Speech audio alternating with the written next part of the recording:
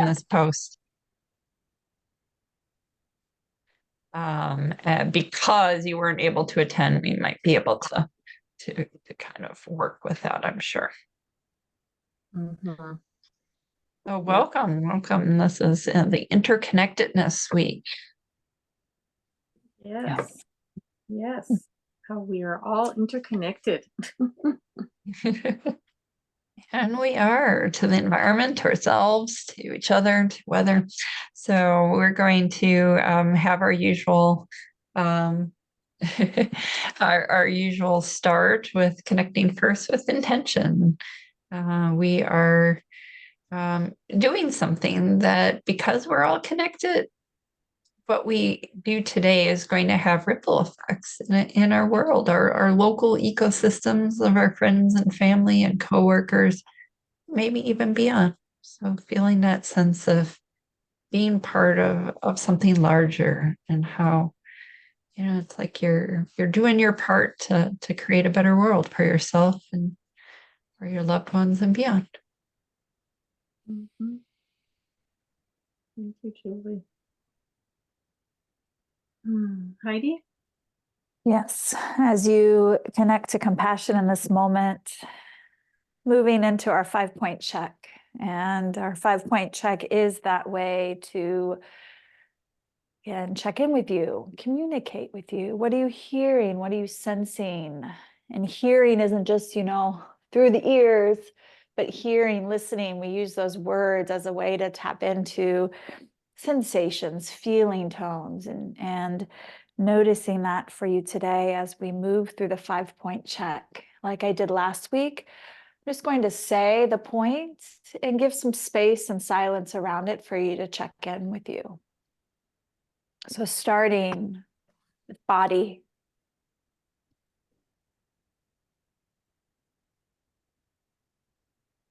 Hello, body.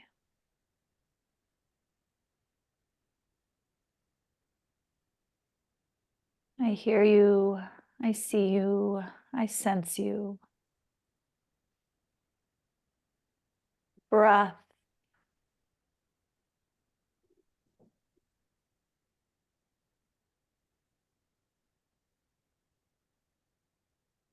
Hello, breath.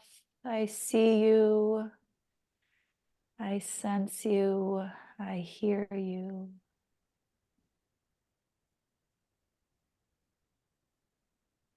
Mind. Thoughts.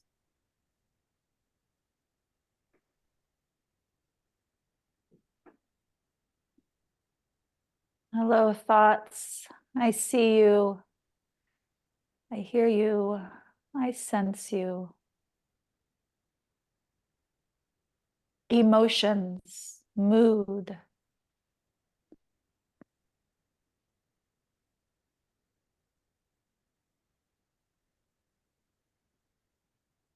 Hello, mood. I hear you. I see you. I sense you. Energy.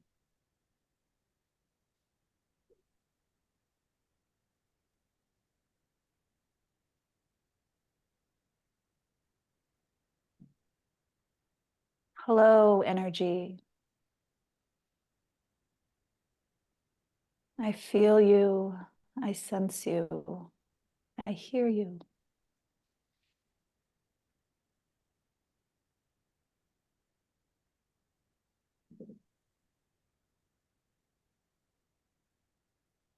And now traveling through the 5-point check, come back into feeling, noticing a sense of you being here, the body, maybe noticing your feet to the earth. Last week I did a seated half sun salute. Please feel free to do that for your practice this morning or this afternoon. It's not morning anymore, but I'm going to stand to do the half sun salute.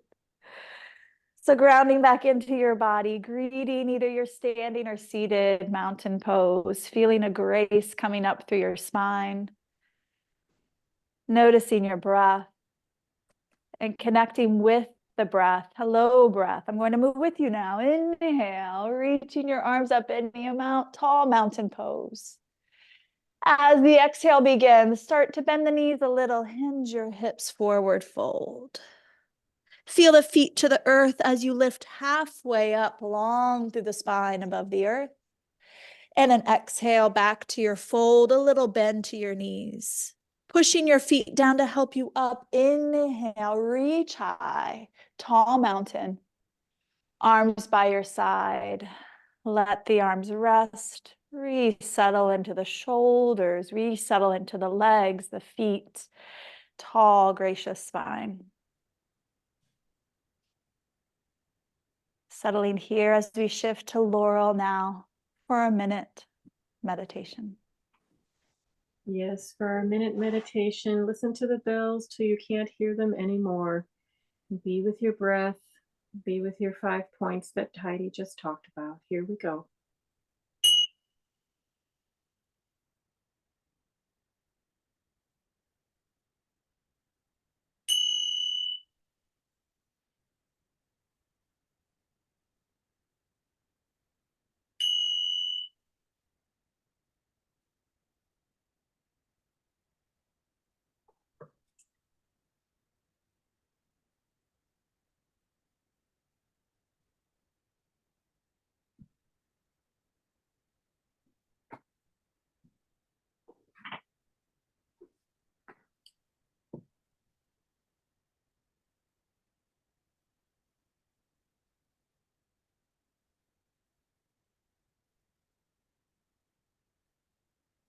And gently bringing your awareness back to your room, your feet grounded to the floor, and asking yourself if there are any distractions around you right now.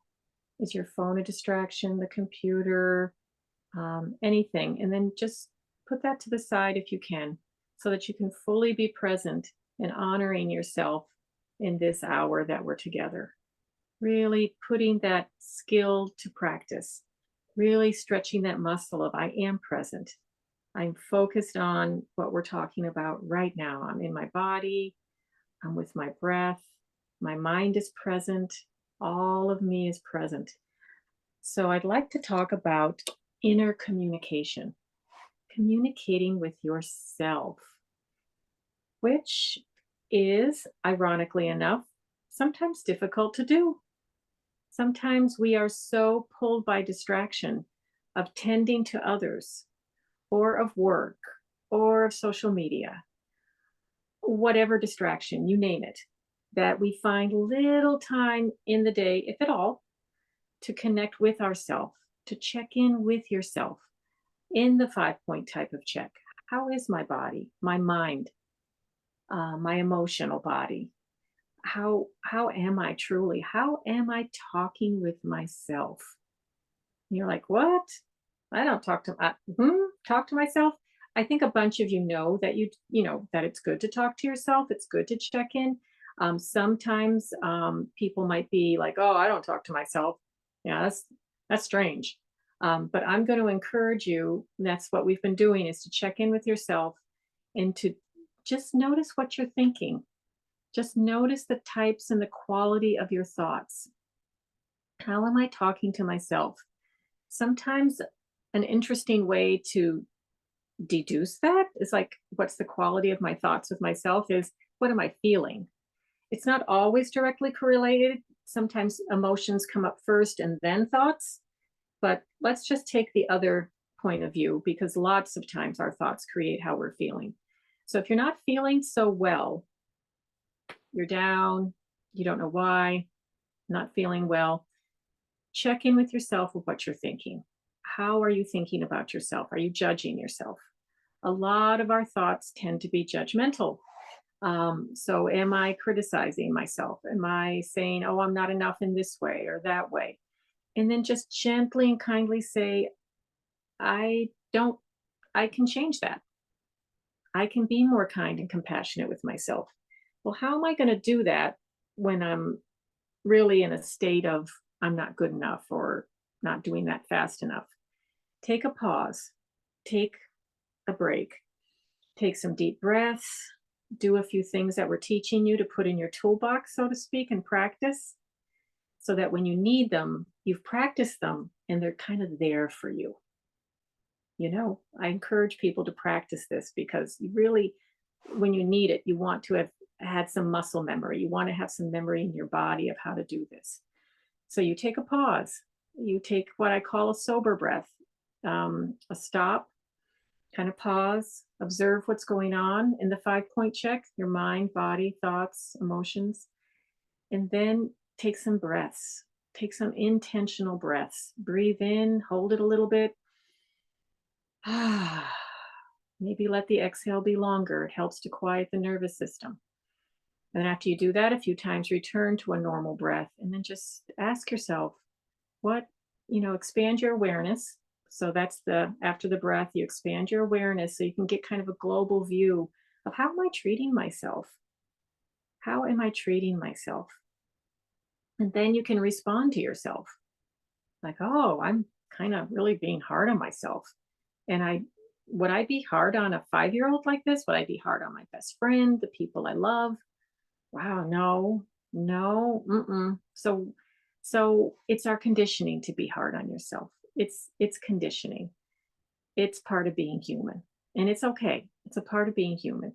So then you work with that. You try, and that's what I encourage my clients. You're trying with a capital T. That's what matters, and the kindness that you're bringing to you is huge. So you're working with yourself. Like, how can I not be so hard on myself? How can I just give myself some kindness like I do to others?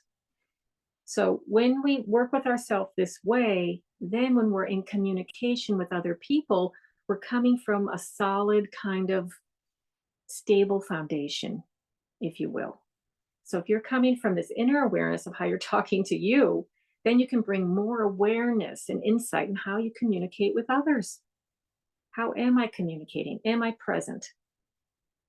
Am I intentional? What is my intention in this conversation? I want to get out of it. I'm kind of bored. Well, be real then and just let the person know, hey, I've got something I need to do. Can we get back and talk about this some other time? If you feel like you're not really in it. So being authentic and real with yourself. What is the purpose of this conversation? Is it for fun? We're going out, we're just chit-chatting? Great. Is it for I want some kind of outcome? Well, look at that outcome and come from your heart. Like with sharing your feelings, I always encourage people to say, I feel blank when you say or do blank. So so it's not an attack mode at all. It's I'm being vulnerable and sharing how I'm feeling. I'm feeling sad as you say or do this. I'm feeling upset, angry, scared when you say or do this. So it takes practice because you're being vulnerable with sharing your feelings, right? So, but it's not a defensive mode at all. You're not putting like, you make me, you did this to me.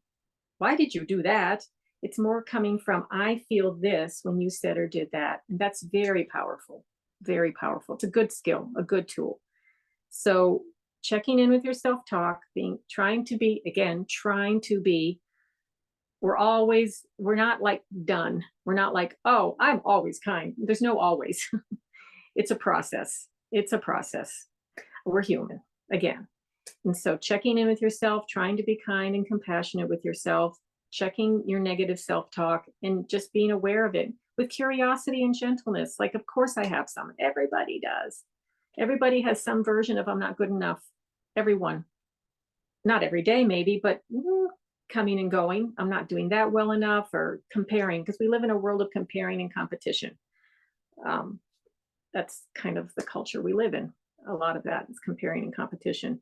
So then setting aside time of the day to check in with yourself.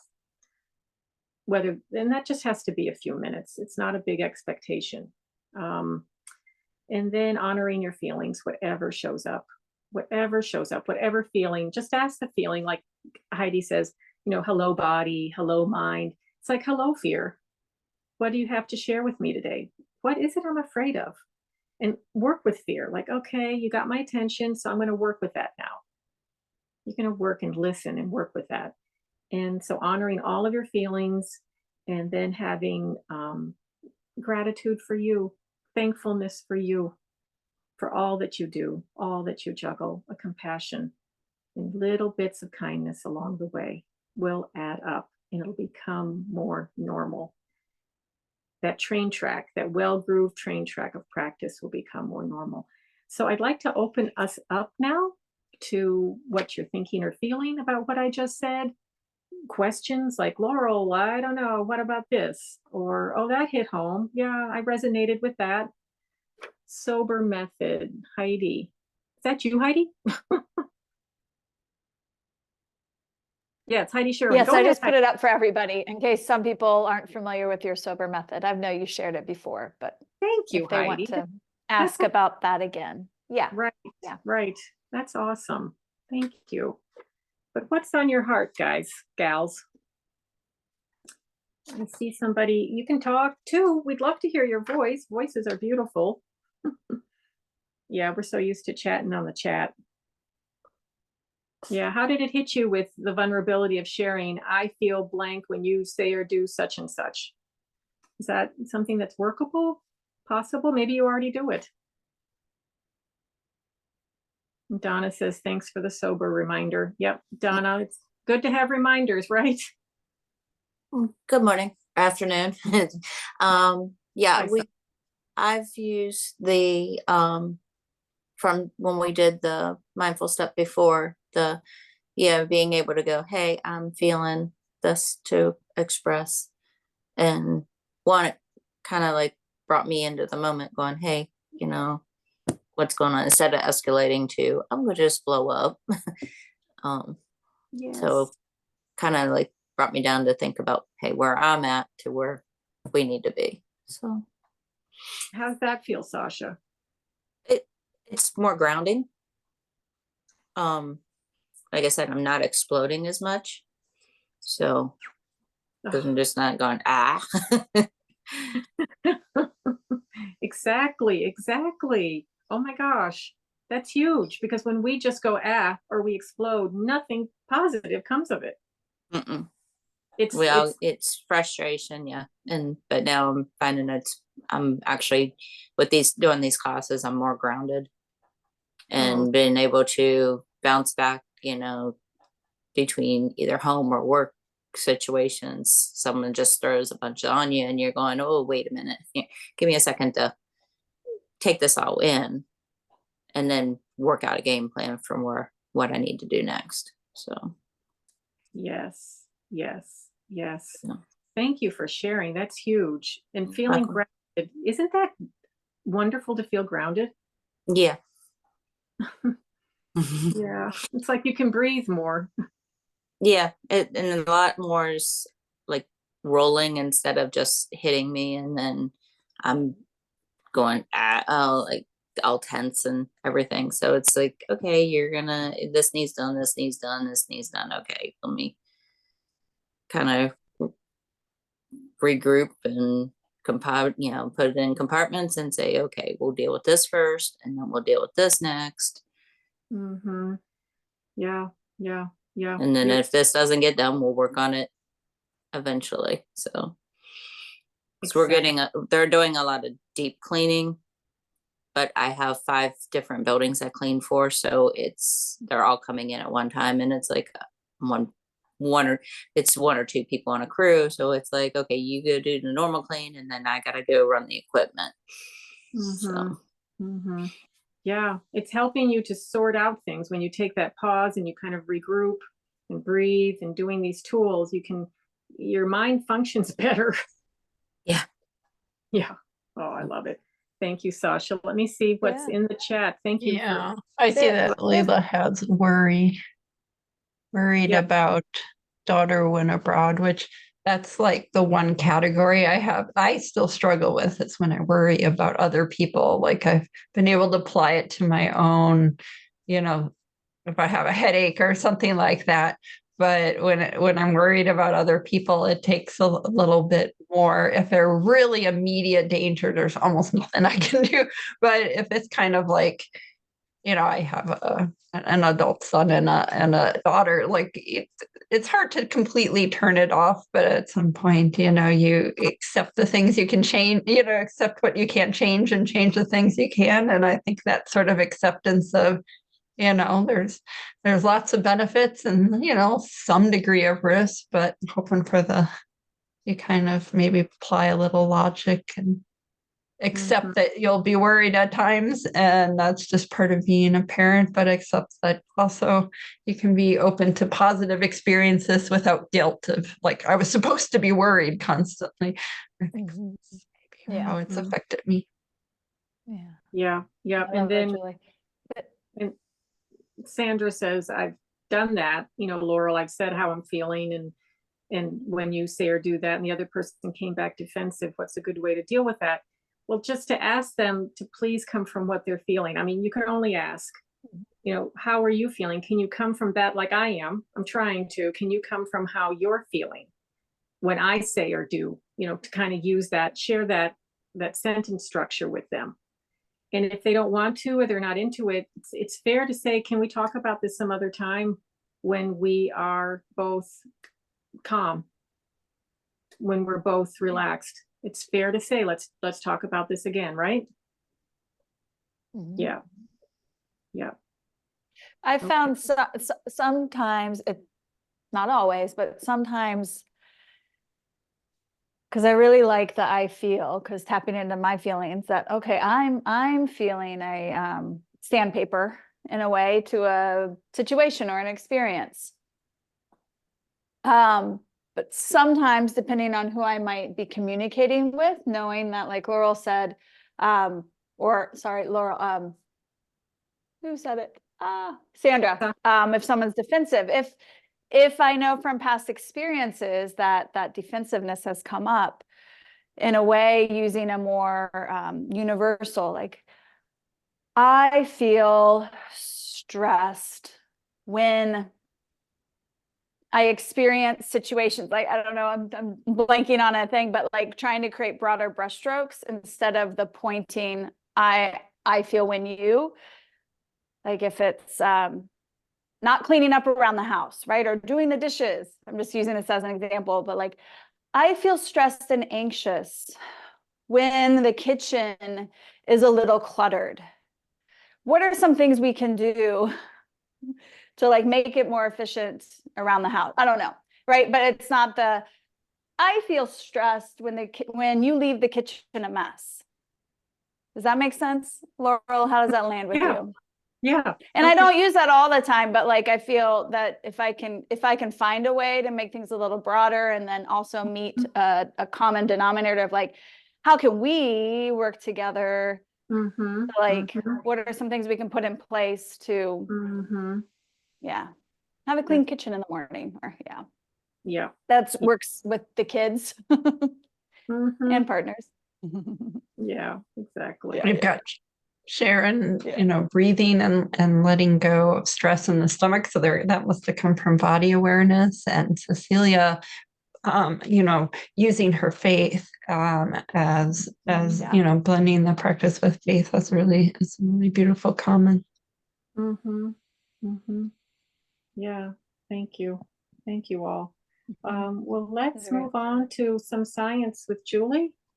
Yeah, sure. So we're all in a very complex set of ecosystems, right? Do y'all remember taking, maybe in middle school or high school, and you learn about, the web of life, right? And you might see a pond ecosystem or something. So what we do with our own, working on ourselves in these classes kind of radiates out to lots of different people in our life. But I was going to kind of talk about like when we're really caught up in our own like catastrophizing about things that are challenging for us and maybe get us caught.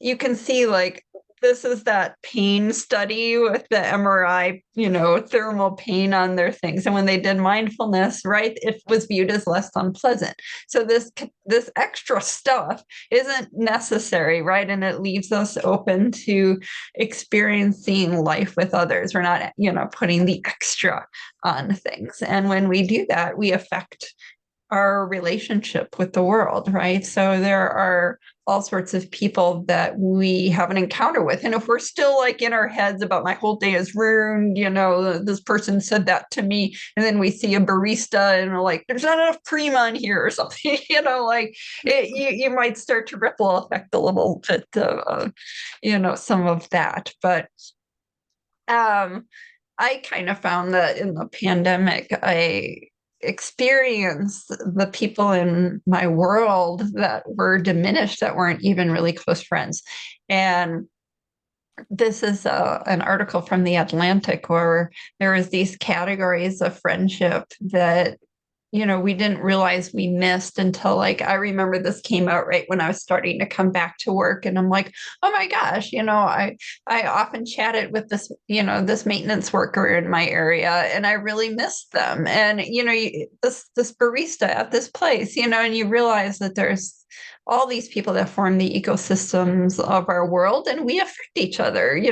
We affect, our acquaintances, and our acquaintances affect us, as well as the people who are more in direct contact with us, like our more, team co-workers, or people in our household or neighborhood or clubs and sports and all those types of things. We're in a lot of people's world, and we matter in those worlds, and we need that sense of being part of these ecosystems in order to fulfill, like, the needs in our head. Just like we need, water, we need food, we need shelter, but we need the social connection and feeling part of something as well. So Bruce Alexander did these studies of what he called Rat Park, and all the studies prior to this on addiction, you probably also in high school psychology class or something remember seeing rats, get addicted to, cocaine or heroin or something, and they're drinking it, in their little cage, they're, drinking some spiked water or something, and, becoming addicted to it. They were always in these little tiny cages and didn't have any friends. When they did the same experiments and put the rats with friends that they enjoyed playing with in a kind of environment they could hang out, they shunned the addictive substances. So, like, fulfilling that need of feeling like we belong and feeling like we're connected with the world is a huge buffer to some of the deleterious things that can really, affect our lives. And it's not just people we're connected to, it's also the environment, nature. Even if you're not an outdoorsy person, and we all know that not everyone is an outdoorsy person, right? But you probably still kind of enjoy looking out at the window, or enjoying, the ocean waves coming in when you go on vacation. But this was a study done in Japan, and they have a term, if you can, raise your hands later if you have heard of forest bathing. But Shinrin Yoku literally means taking in the atmosphere of the forest. I'm sure I did not pronounce that correctly, and I apologize. They did a study where they had people either walking in the forest or walking in a city, or sitting and watching a nice wooded landscape versus what looks like parking garages and shops in a mixed use area, very urban and concrete, right?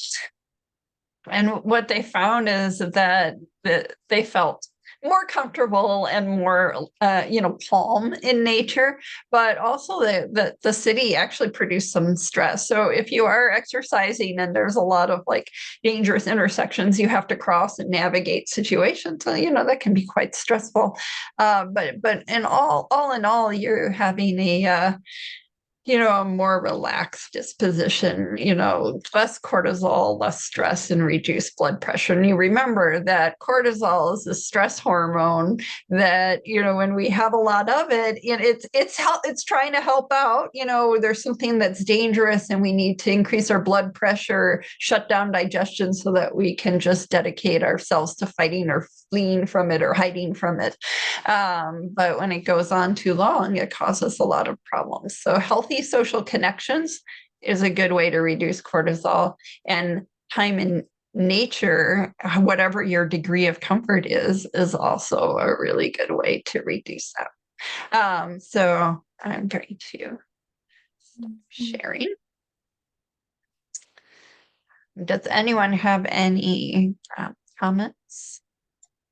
Questions? Before we move on? Yeah.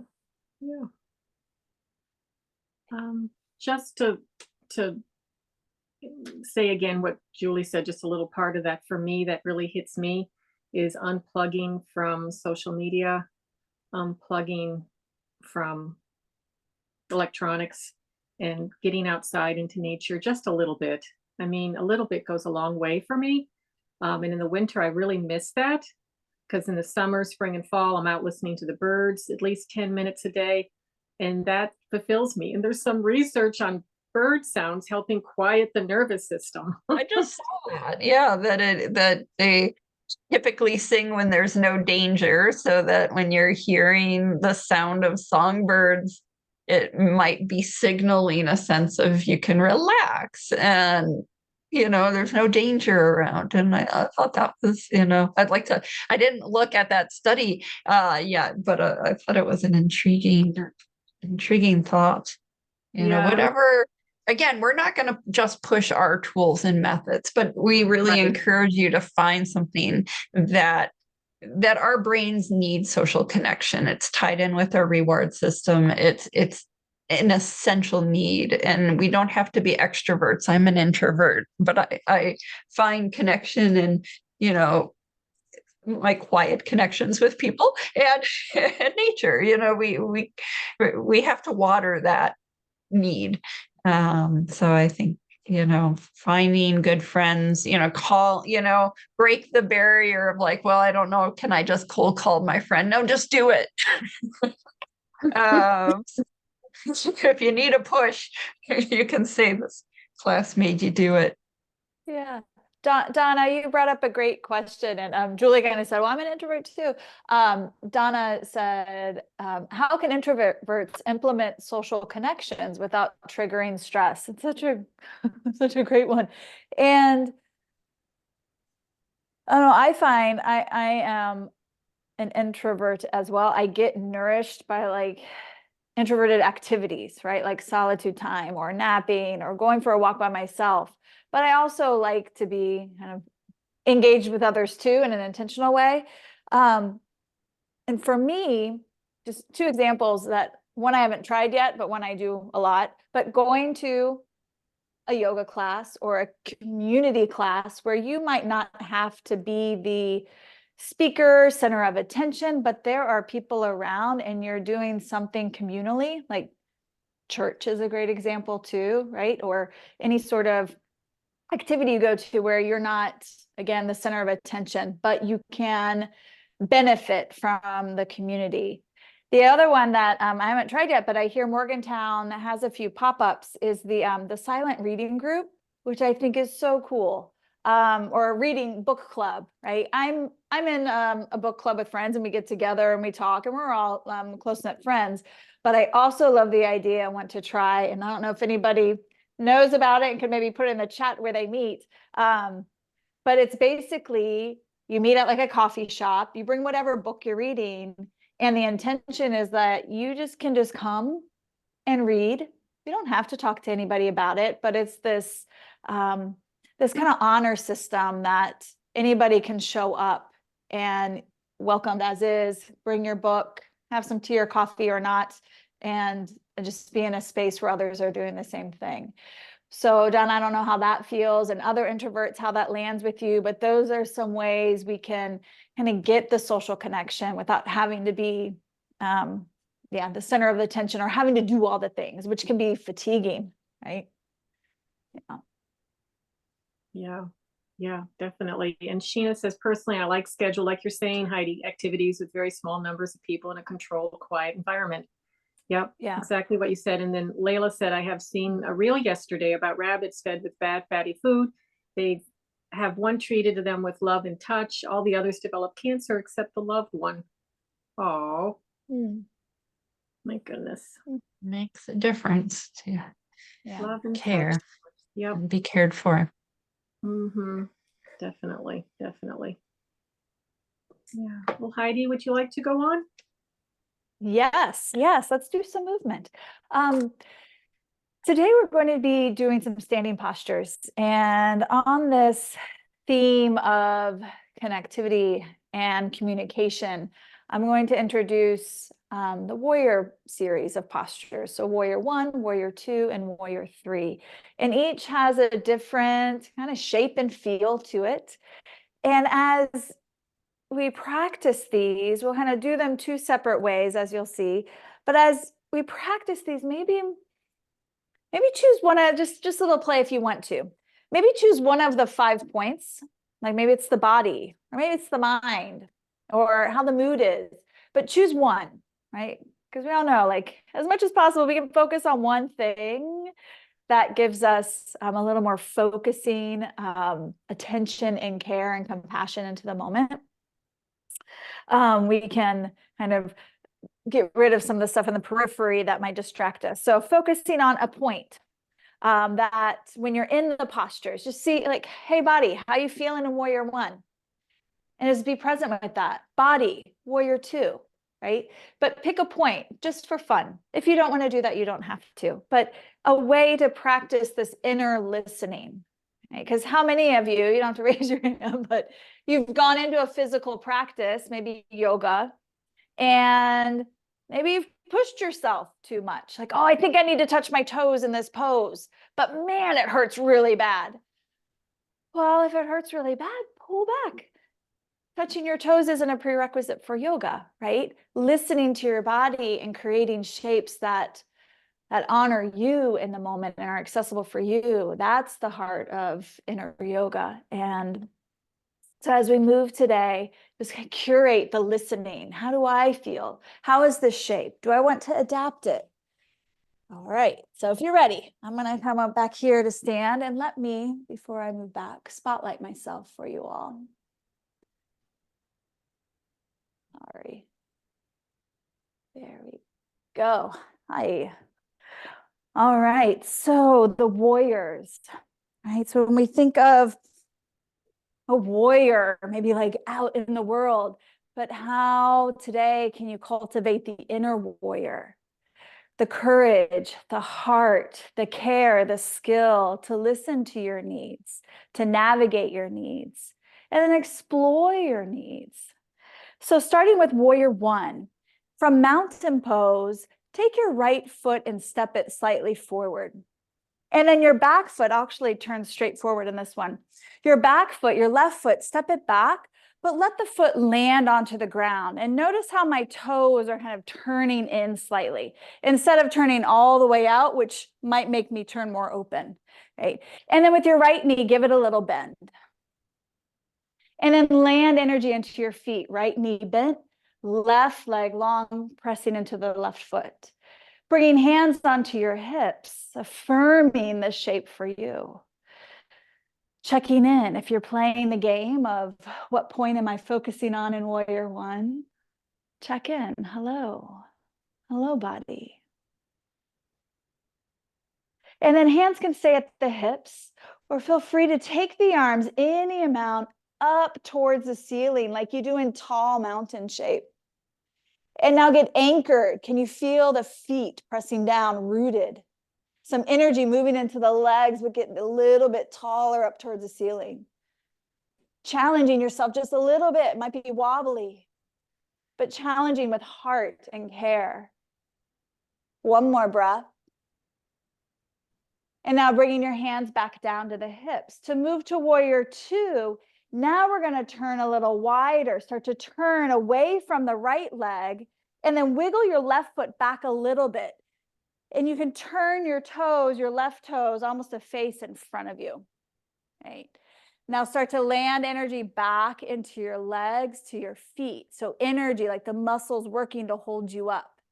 And then with your arms, sweep them out wide to the side. And now let's give our gaze somewhere to look. Turn your head and look out past your right hand. Maybe just looking at your right fingers or at something that's just past on the horizon of the right hand.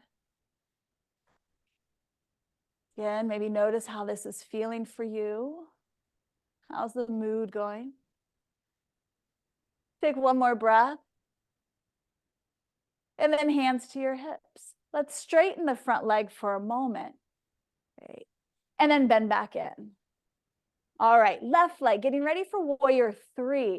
We're going to now turn the body back like we want to do warrior 1, but now step that left foot in a little bit. Get a little more centered in your grounding. Hands on your hips. Leaning forward, feel the weight moving into your right leg, right foot. And now start to pick up the left leg a little or a lot. Warrior 3 is a balancing pose. So maybe find something on the ground that you could gaze at, steadying your gaze to steady the body. Feel the wobbles. Feel those little moments of, I'm balancing, or, ooh, I'm falling out. Come back in if you fall out. Hands can stay at the hips, or if you like, for a moment, like an airplane, sweep the arms out wide. Again, just a little playful challenge. And then hands on the hips, lowering the left foot. Take a moment to step back into mountain. Right. And check in, how did that go? So now you got a sneak peek for where we're going. We get to do it on the other side. So now stepping forward with your left foot, starting with warrior 1. So 1, 2, 3. Stepping back with your right foot, but not a super wide stance for warrior 1. You're like, oh, I feel like I'm on a balance beam.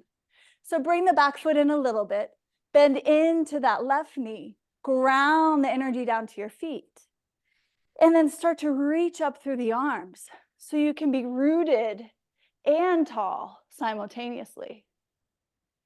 Gaze forward. Checking in on that one point that you've chosen if you're playing the 5-point game. Hello, mood. And then releasing hands back to the hips. Setting up for warrior 2, start to turn away from the left leg, wiggle that right foot out a little bit wider. Now you're facing wide, wide out with the arms as well. Landing into the legs and feet, tall up through the spine. As you reach out through the hands, turn your gaze, look out over your left hand. And maybe stay at something that's really close, left hand, left fingers. Or let your gaze wander out in front of you. Find something to gaze at, look at. And then as you're ready, release the hands. Just a moment to straighten that left leg. And then bend again. And now start to turn back like you're going to warrior 1, but now pick up the right foot, get a little more centered in your stance. Hands can start at the hips. Lean forward, land into that left foot, and then strongly start to hold yourself up. Right foot can lift a little or a lot. See how you want to play that. Oh, I'm a little wobbly on this side. That's all right. Coming in and out. Feel free to take your airplane arms, sweep them out. Maybe even give yourself a little play. Ooh, be an airplane for a moment. Why not? We're adults. Can we play? And then when you're ready, releasing right foot down. Turning to neutral, coming back into mountain. Right. All right. One last little play. We're going to go through all 3, but just flowing through them. So not staying in them too long. And it's a different way to communicate with the shapes and how you're experiencing the shapes. So starting on the right side, warrior 1, stepping right foot forward, left foot back. Bring the arms up, reach high any amount. Find a breath in, breathing out. Release the arms, set your legs a little bit wider, find your warrior 2. Reach out through the arms, and for a moment, gaze out past the right hands. Listen to the breath. On an exhale, hands come to the hips. Turn the body face forward. Step left foot up. Lean forward into your warrior three, maybe reaching out through the arms. On your next exhale, hands to the hips, lower the left foot. And now a big turn. Let yourself go all the way to warrior one with left foot in front. Inhale, sweep your arms up. Okay, doing great. Let the body breathe. On an exhale, hands to the hips, start to turn wide, settle into your warrior two. Listen to the stability of the legs as you sweep out wide through the arms, look out over your left hand. And then with an exhale, hands to the hips, turning to the left leg as you pop the right foot in a little. Lean forward, soar, wobble, fall out, fly into your warrior three. And then with an exhale, releasing the right foot, turning back to neutral, stepping the feet in comfortably for mountain. Taking a moment, settling into your mountain pose. Something neutral. Checking in now through the body, the breath, the mind and thoughts.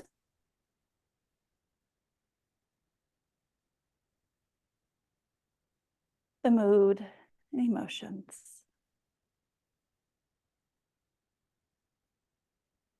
And in mountain, the wholeness of your energy.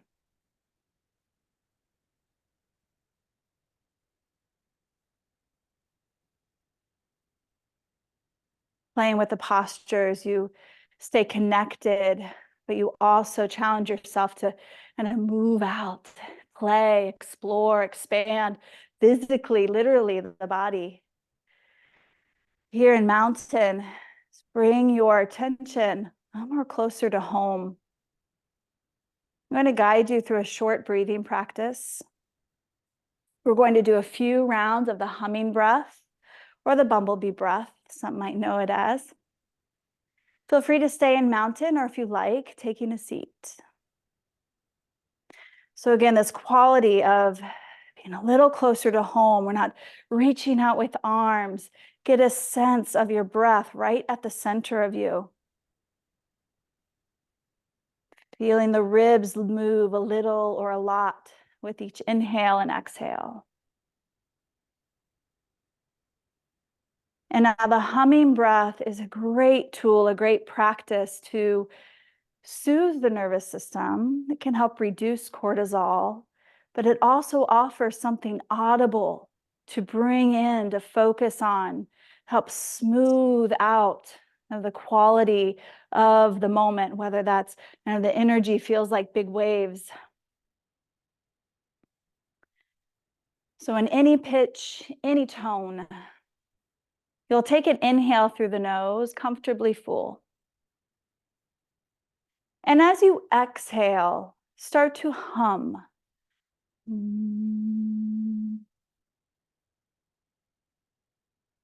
And then when your body says, okay, I'm ready to inhale, inhale. Comfortably full. And exhale, hum again.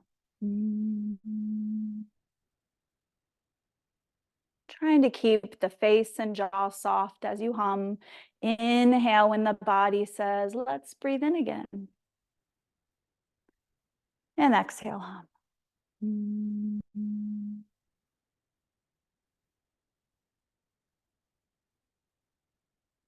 I invite you to take 3 more rounds for you.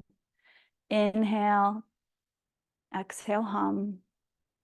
Listening to your own sound, your own voice, your beautiful voice that you get to share in this world, but in a very simplified humming sound.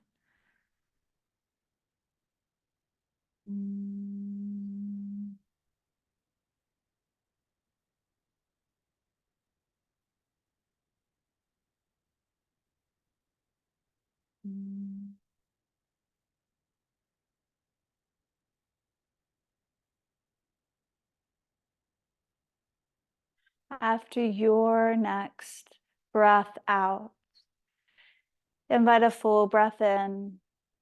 Maybe give yourself a little shift through the legs and feet, or a shift in your seat if you're seated. Exhale out the mouth.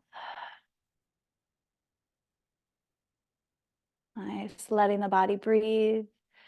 And then listening for Laurel's cues now as we move into a mindful meditation. Thank you, friends.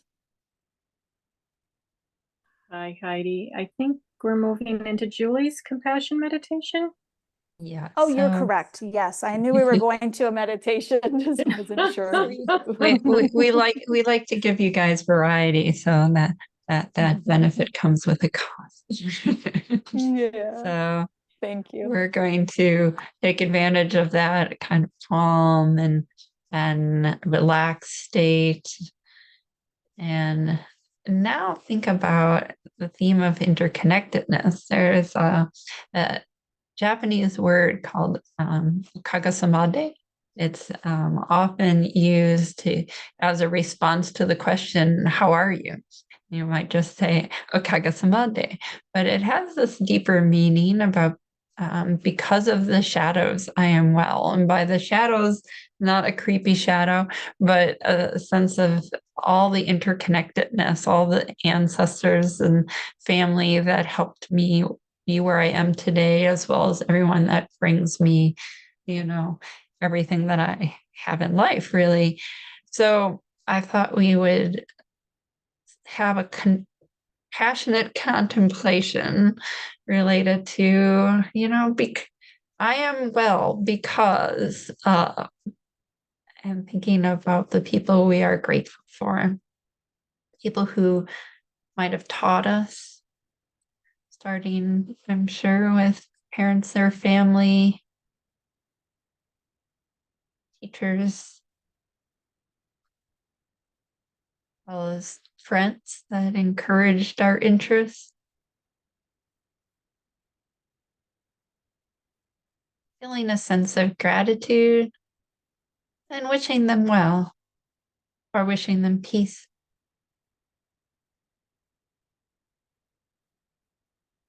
And then going, back towards our ancestors who, because of them, we have, been born. And certain things, I'm sure, were taught as life's, ways of solving the happiness recipes of life.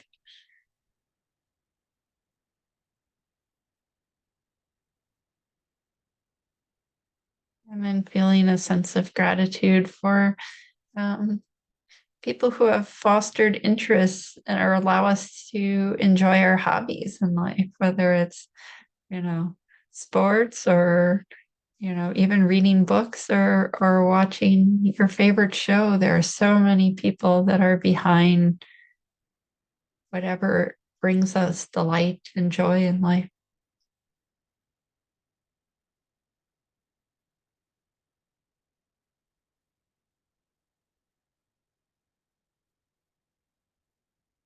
Wishing those people well, wishing some peace.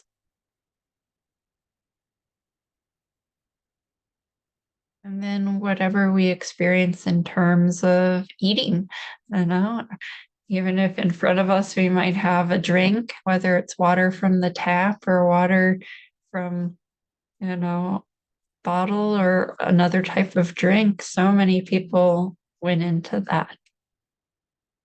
To filtering the water, creating pathway for it to come to you.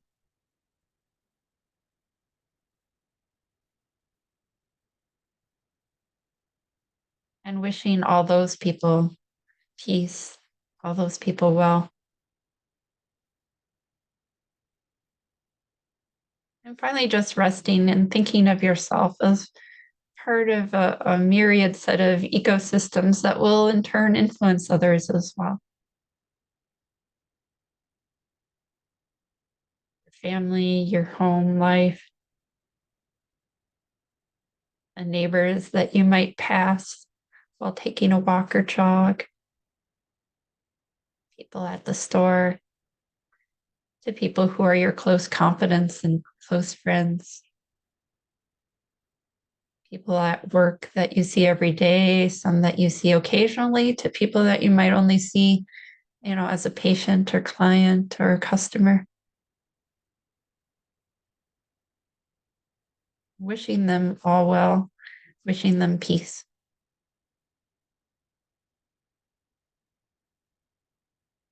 Wishing yourself well, wishing yourself peace. And wishing us all here well, including those people who are going to watch this later, who watch it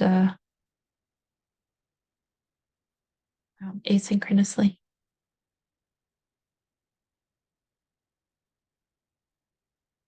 And now returning to the room.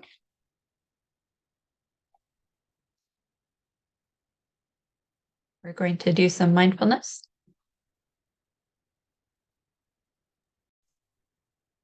Yes, in this nice centered feeling space. Close your eyes if it's comfortable, or a fuzzy gaze down. And bring your awareness back to your breath. Your next inhalation through your nostrils, is it warm or cool? And that exhalation through your nostrils, is it warm or cool?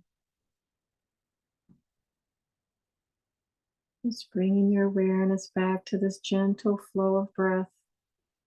Easy in, easy out. Nowhere to go, nothing to do. Just being here present now.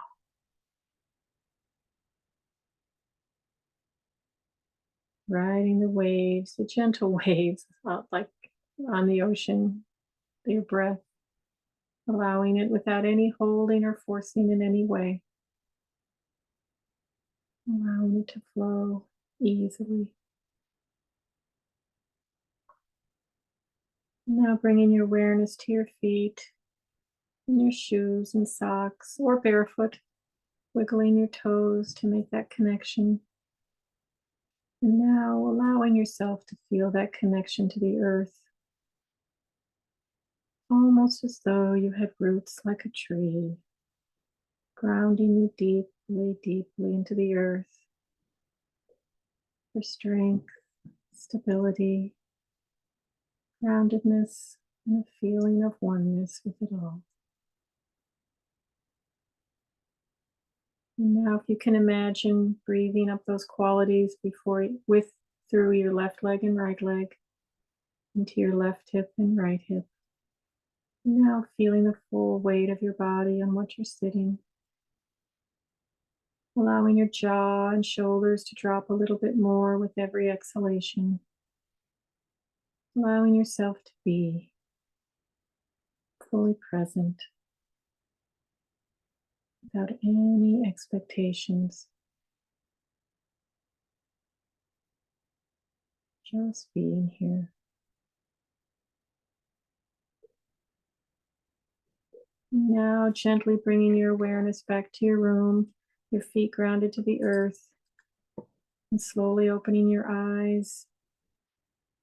And we'd like to maybe share something we're grateful for, thankful for.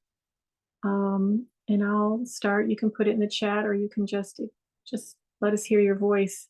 I am grateful for being with you all here today. I really feel a lot of community support and care when we're all together supporting one another.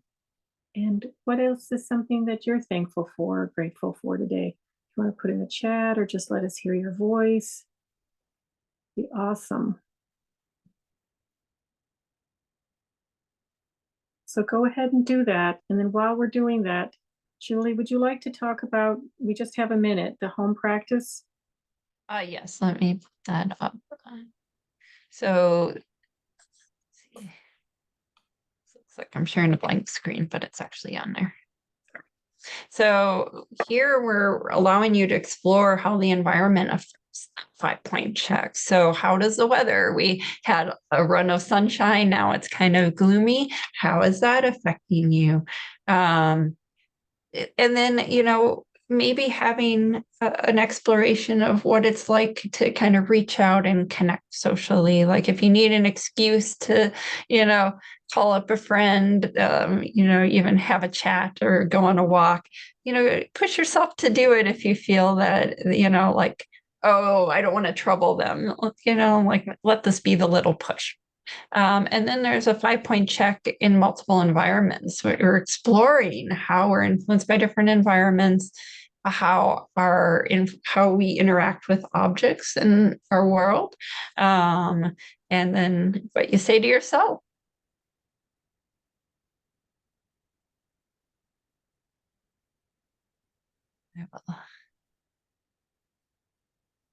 Here is our end pull, if you wouldn't mind filling it. I'll try to stop the share. There we go. Thanks for being here today. I really thought I'd be miserable, and I think the yoga postures are very energizing for me. Thank you, Heidi. Oh, yes. Thank you all for coming. Your time is precious, and it's just a minute after 1, so we want to honor your time. We look forward to seeing you next Thursday. And please try and be kind and gentle with yourself this week as best you can. Yeah. Somebody shared that was actually a theme coming out of the meeting. That's really good. Yeah. Thank you. Self-love. Mhm.